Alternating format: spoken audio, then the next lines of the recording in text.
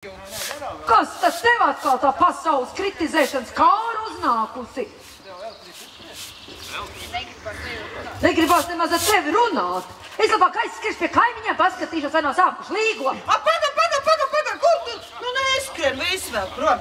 Atceries labāk, kā mēs, kad bijām jauns, gājam uz baznīcu, lakatiņām piesegušās, un ka kāds puisietis pamet acis uz mums skatījās, tad mēs aiz kalnu nevarējām pretīm skatiem pacelt.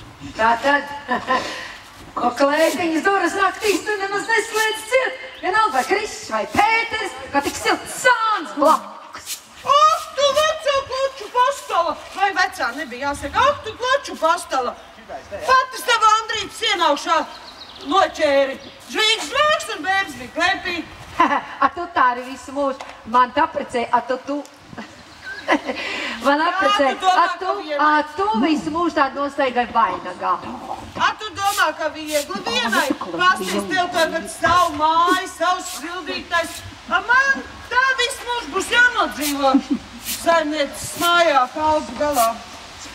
Nu ko tu te atkal par tiem veciem laikiem, ko mēs tos pieminam?